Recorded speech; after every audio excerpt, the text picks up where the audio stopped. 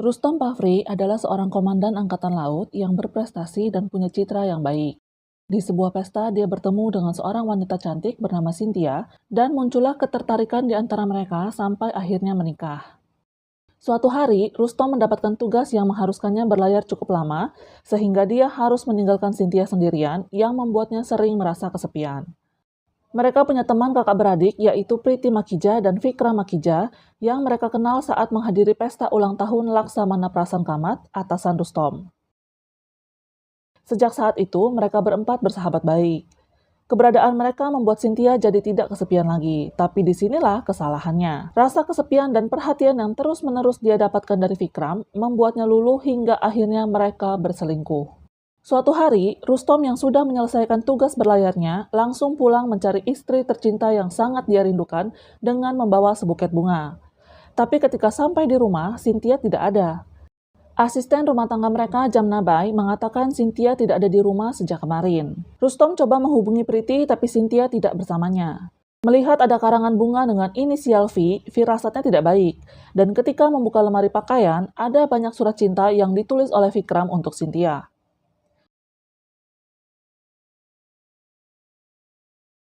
Dia kemudian mencoba menghubungi rumahnya dan asisten rumah tangga Vikram, Banabai, yang pasti mengetahui perselingkuhan itu, mengatakan Vikram tidak ada di rumah. Rustom tentu tidak percaya, dan ketika dia menghampiri rumahnya, benar saja, Cynthia berada di sana. Tapi dia tidak melabrak mereka, dia memilih menunggu Cynthia pulang. Hal yang tidak terduga ini membuatnya sangat sakit hati. Tak pernah terbesit di pikirannya kalau istri yang sangat dia cintai akan mengkhianatinya. Setelah Cynthia tiba di rumah, Rustom sengaja membaca surat-surat cinta tersebut di hadapannya dan tidak mengizinkannya memberikan penjelasan. Melihat ada memar di dahi Cynthia, menandakan kalau Vikram pasti telah melakukan kekerasan padanya. Dia bergegas menuju kapal tempatnya bekerja untuk mengambil pistol dan mendatangi kantor Vikram. Tapi sekretarisnya yang bernama Rosi mengatakan Vikram belum datang. Kemudian dia ke rumahnya dan langsung mencarinya ke lantai atas. Tak berselang lama, Banaba yang sedang mempersiapkan sarapan mendengar suara tembakan sebanyak 3 kali, lalu menghampiri mereka dan melihat Vikram sudah tergeletak tak bernyawa. Rustom kemudian langsung menyerahkan diri ke polisi dan Inspektur Vincent Lobo yang bertugas menangani kasus ini langsung mendatangi TKP untuk melakukan penyelidikan. Mendengar kabar kematian kakaknya, Priti langsung mendatangi rumah Vikram dan bertemu dengan Pak Inspektur. Merasa tinggi karena status sosialnya, Priti memerintahkannya untuk langsung menginterogasi Rustom.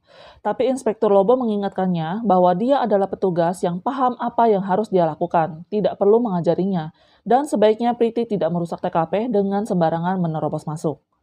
Erich, pemilik sebuah koran lokal, mendapatkan informasi tentang kasus ini dari seorang polisi bernama Tukaram yang tentunya menjadi berkah baginya. Dia memintanya untuk tidak membagikan berita ini dengan koran manapun dan bahkan berani membayar 2 kali lipat dari yang diminta Tukaram. Tak perlu menunggu lama, dia langsung menerbitkan korannya dengan Rustom sebagai headline yang membuat gempar seluruh kota. Priti yang melihat berita tersebut khawatir citra keluarga Makija akan tercemar, sehingga dia meminta seorang jaksa penuntut bernama Laksman Kangani untuk menangani kasus ini dan minta Rustom dihukum mati. Merasa satu suku dengan Rustom, Erich ingin membantunya dengan mencarikan pengacara yang bagus untuk membelanya. Menurutnya, Rustom melakukan sesuatu yang benar hanya saja dengan cara yang salah. Kemudian, dia menciptakan citra yang baik tentang Rustom untuk menarik simpati masyarakat karena keputusan persidangan dipegang oleh Dewan Juri pada masa itu. Tapi Rustom menolak, dia tidak ingin dibela dengan cara mempermalukan Cynthia dengan membongkar perselingkuhannya. Ketika persidangan pertama dimulai, pihak Angkatan Laut memohon kepada hakim untuk mengizinkan Rustom berada di tahanan Angkatan Laut karena mereka punya kewajiban menjaga keselamatannya. Mereka menunjukkan dukungan untuknya karena dia adalah petugas yang sangat berdedikasi, tetapi Rustom juga menolak tawaran itu dan tetap ingin berada di tahanan kepolisian. Dia tidak ingin ada perlakuan khusus karena pangkat atau jabatannya. Cynthia beberapa kali ingin menemui Rustom tapi selalu ditolak. Kemudian, suatu hari ada 2 orang tak dikenal menerobos masuk dan mengacak-acak rumah mereka. Cynthia kemudian mengabarkan hal ini kepada Rustom dengan menitipkan pesan melalui petugas dan barulah dia mau menemuinya. Saat mereka bertemu, Cynthia memeluknya dan terus menangis meminta maaf. Rasa kesepian telah membuatnya menjadi bodoh dan melakukan hal yang akhirnya dia sesali selamanya. Dia menceritakan awal mula terjadinya perselingkuhan itu. Cynthia banyak menghabiskan waktu bersama Priti sejak Rustom pergi bertugas. Suatu hari, Priti yang merancang pesta ulang tahun untuknya tiba-tiba saja harus pergi dan menyerahkannya pada Vikram. Walaupun sudah berkali-kali menolak, Vikram terus memaksanya untuk melanjutkan pesta tersebut. Julukan Dewa Asmara memang tepat untuknya. Vikram perlahan-lahan memikat hati Cynthia dengan perhatian dan perlakuannya, hingga akhirnya muncul rasa nyaman dan terjadilah perselingkuhan itu. Rustom yang memang sangat mencintai istrinya ini, akhirnya luluh juga melihat tangisannya. Dan mengenai orang-orang yang datang ke rumah mereka, dia tahu kalau itu pasti perbuatan atasannya, Laksamana Prasan, yang sedang mencari dokumen rahasia yang diyakini ada di tangan Rustom. Dia berpesan pada Cynthia, jika Prasan datang menemuinya dan menawarkan sejumlah uang, Cynthia harus memberikan amplop yang sudah dia persiapkan. Dan benar saja, Prasan memintanya bertemu dan menawarkan 10 lak rupiah atau sekitar 200 juta rupiah untuk dokumen tersebut. Tapi ternyata amplop yang Rustom titipkan pada Cynthia berisi permintaan nominal yang dia inginkan, yaitu 5 crore atau sekitar hampir 10 miliar rupiah. Tapi tentu saja uang tersebut bukan untuknya, melainkan akan dia kembalikan untuk negara. Pada persidangan berikutnya, Rustom memberikan pernyataan bahwa dia tidak bersalah atas kematian Vikram. Dia juga akan membela kasusnya sendiri tanpa bantuan pengacara. Laksman menghadirkan saksi-saksi seperti dokter yang memeriksa jasad Vikram, lalu ada Rosi dan juga Banabai. Dokter hanya menjelaskan penyebab kematian, sedangkan Rosi dan Banabai diminta Laksman untuk memberikan kesaksian palsu. Tapi dengan cerdik, Rustom bisa membuktikan mereka berbohong. Pertama, Rosi memberikan kesaksian bahwa Rustom terlihat sangat marah hari itu dan mengatakan ingin membunuh Vikram. Tapi ketika Rustom menjebaknya dengan mengatakan, hari itu dia menghina Rosi karena terlihat jelek dengan pakaian yang dia kenakan, Rosi secara spontan mengatakan tidak, Rustom justru memujinya cantik. Tidakkah aneh jika dia memang sedang marah dan ingin membunuh Vikram, masa masih sempat-sempatnya memuji Rosi? Dan kenapa Rosi tidak menghubungi polisi atau setidaknya mengabarkan bosnya tentang kedatangannya? Rosi yang merasa gugup tidak bisa menjawabnya, dan Rustom masih bersikap sopan dengan meminta maaf padanya karena harus membuktikan dia berbohong. Kemudian, ketika Banabai bersaksi bahwa dia melihat dengan mata kepalanya sendiri saat Rustom menodongkan pistol kepada Vikram dan menembaknya, Rustom memberinya pertanyaan yang tidak bisa ia jawab. Karena merasa takut, Banabai akhirnya meminta maaf dan mengakui telah berbohong atas suruhan Laksman. Dia sedang menyiapkan sarapan ketika mendengar suara tembakan dan hanya melihat Rustom berdiri memegang pistol di samping jasad Vikram. Di persidangan selanjutnya, Jamnabai menjadi saksi dan mengatakan wajar jika Rustom menembak Vikram karena sudah menggoda istrinya dikala dia sedang bertugas melayani negara. Pernyataannya ini mendapatkan dukungan dari masyarakat yang menyaksikan persidangan tersebut. Kemudian Cynthia juga dimintai kesaksiannya dan mengakui hubungan terlarangnya dengan Vikram.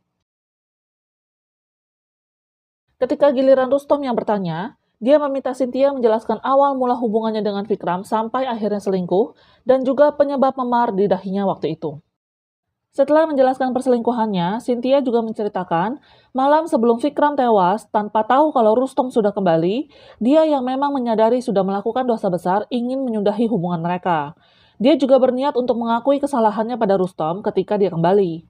Kemudian Vikram mengatakan kalau dia mendekati Cynthia bukan karena menyukainya, tapi karena ingin balas dendam kepada Rustom atas sesuatu yang tidak dijelaskan saat persidangan itu.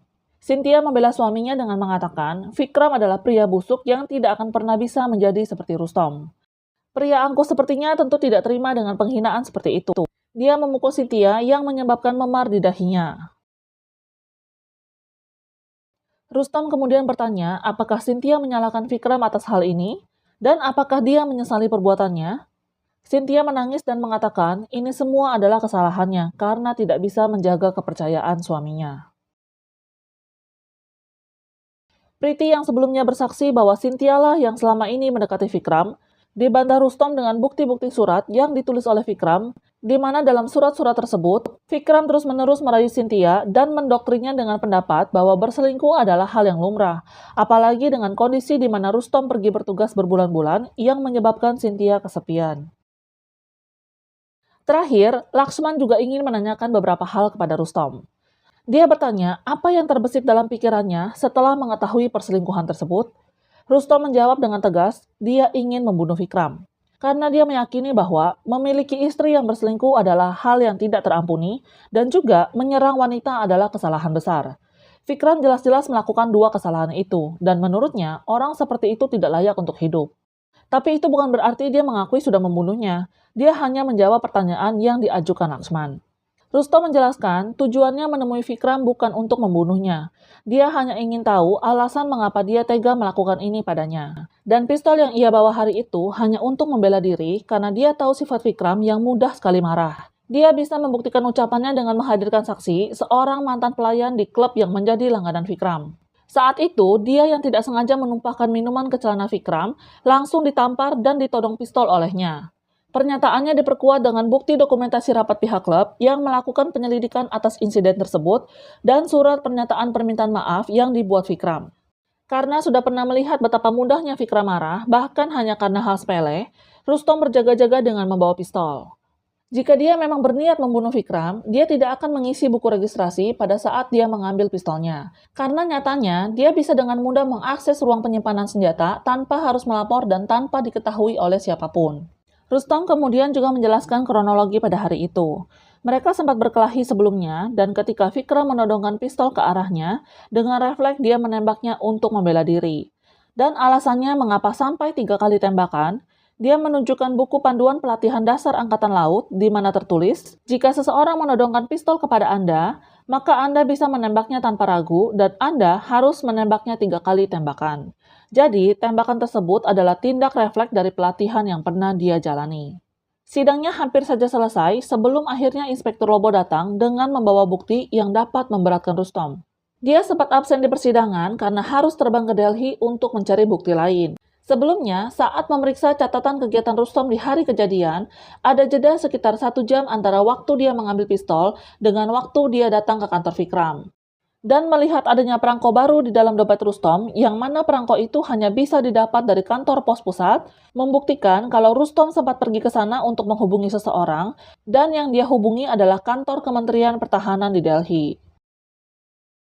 Dan ketika Inspektur Lobo ke sana, dia mendapatkan salinan bukti percakapan telepon yang dilakukan Rustom kepada pihak kementerian. Bukti inilah yang ditunjukkan di persidangan. Rekaman itu berisi pernyataan Rustom yang mengatakan dia akan bertemu Vikram secara pribadi dan dia tidak bisa mencegahnya. Kalimat ini mengindikasikan Rustom berniat membunuh Vikram, menurut Laksman.